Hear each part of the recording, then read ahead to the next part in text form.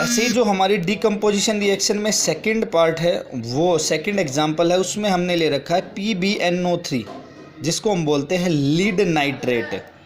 जब हम इसको हीट एनर्जी देंगे तो ये लीड ऑक्साइड PbO और NO2 गैस में रिलीज होगा। पेपर में जब भी ये रिएक्शन आती है तो इसमें मैक्सिमम क्वेश्चन पूछा जाता है कि इस रिएक्शन में आपने क्या ऑब्जर्व किया। तो आपने क्या ऑब्जर्व किया कि जब ये रिएक्शन होगी तो इसके अंदर से रेडिश ब्राउन कलर के वेपर रिलीज होंगे। ध्यान रखना, बहुत इंपॉर्टेंट क्वेश्चन है पेपर के CBSE एग्ज़ाम के लिहाज से।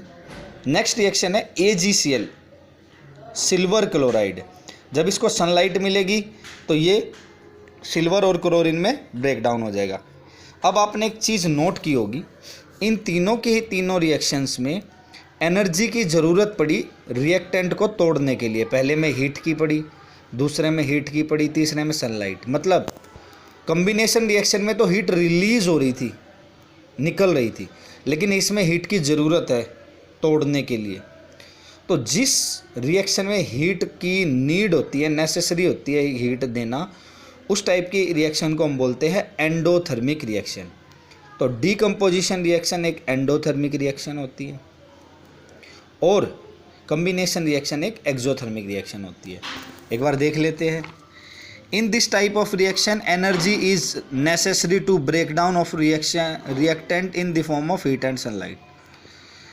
इस टाइप की रिएक्शन में रिएक्टेंट को तोड़ने के लिए एनर्जी ज़रूरी होती है, जो कि हीट और सनलाइट की फॉर्म में होती है।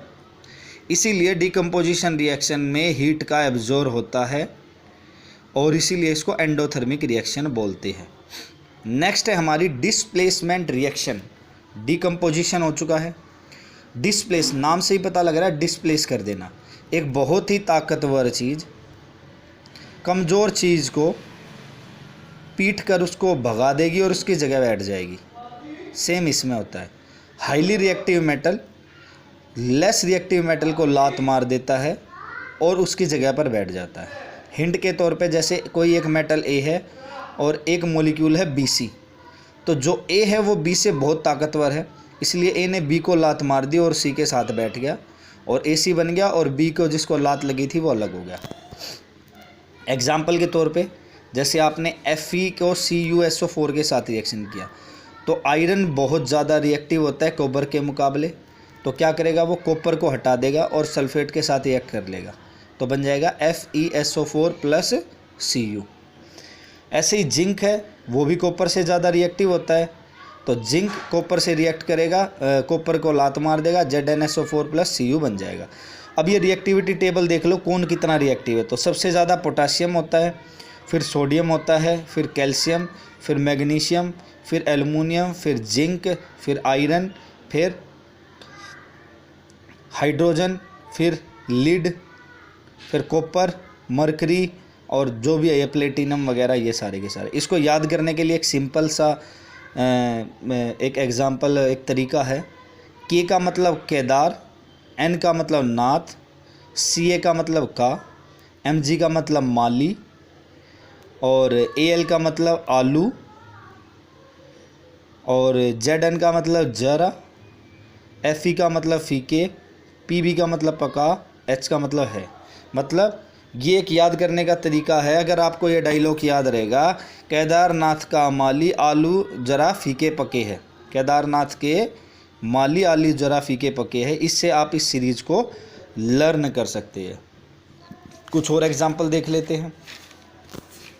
जैसे ये लीड है Pb, ये CuCl2 के साथ रिएक्ट करेगा तो Pb ज़्यादा रिएक्टिव होता है Cu से, तो Cu को रिमूव कर देगा और इसकी जगह जाके बैठ जाएगा। ऐसे ये बहुत सारे एग्जांपल्स हैं। इसके बाद नेक्स्ट टाइप की रिएक्शन है डबल डिस्प्लेसमेंट रिएक्शन।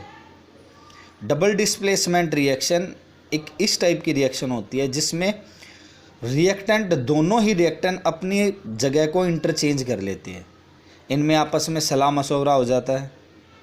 जो ज़्यादा रिएक्टिव होता है वो लेस रिएक्टिव को अपना पार्टनर दे देता है, वो उसको अपना पार्टनर दे देता है। जैसे AB एक पार्टनर, A और B आपस में पार्टनर है और C और D आपस में पार्टनर है। तो क्या किया, A ज़्यादा ताकतवर है, उसने C के पार्टनर को और C को अपने कब्जे में ले लिया और वो AC के साथ हो गया, और B जो A का पार्टनर था वो D के साथ रिएक्ट हो गया। तो AB + CD क्या बन गया, AC + BD। एग्जाम्पल के तौर पे Na2SO4 एक एक्वस सॉल्यूशन होता है, BaCl2 एक एक्वस सॉल्यूशन होता है। जब ये रिएक्शन होगी तो सोडियम है वो बेरियम से ज़्यादा रिएक्टिव होता है, तो बेरियम को लात मार देगा, आपस में इंटरचेंज हो जाएंगे। तो ये सोडियम है वो क्लोरीन के साथ रिएक्ट हो जाएगा, NaCl बन जाएगा, और ये B है SO4 के साथ रिएक्ट हो जाएगा, BaSO4। ऑब्जर्वेशन इसकी अगर पेपर में पूछी जाए तो ये रिएक्शन की ऑब्जर्वेशन क्या होती है, इस रिएक्शन में वाइट PPT निकलते हैं जिनका साइज़ बहुत बड़ा होता है और वो घुल नहीं पाते सॉल्यूशन के अंदर, तो ये इनसोल्यूबल होते हैं सॉल्यूशन के अंदर। ऐसे ही सिल्वर नाइट्रेट AgNO3 और NaCl के साथ रिएक्ट करेगा। अब Na Ag से ज़्यादा रिएक्टिव होता है तो NaNO3 और AgCl बन जाएगा। इसमें भी वाइट प्रेसिपिटेट निकलेंगे जो कि सोल्यूबल नहीं होंगे सॉल्यूशन के साथ। ये सारी की सारी रिएक्शन आपको बुक में भी मिल सकती है, इनको थोड़ा ध्यान से और नज़दीकी से पढ़ना है। और इसका बेसिक से बेसिक हर एक रिएक्शन की ऑब्जर्वेशन को ज़रा ध्यान से रखना कि रिएक्शन होने से पहले कौन सी सब्सटेंस का क्या कलर था, रिएक्शन होने के बाद क्या कलर में चेंज आया, कौन सी गैस रिलीज़ हुई। पेपर में क्वेश्चन यहीं से आता है, तो इन चीज़ों को बड़ा बारीकी से पढ़ना है और ध्यान से पढ़ना है।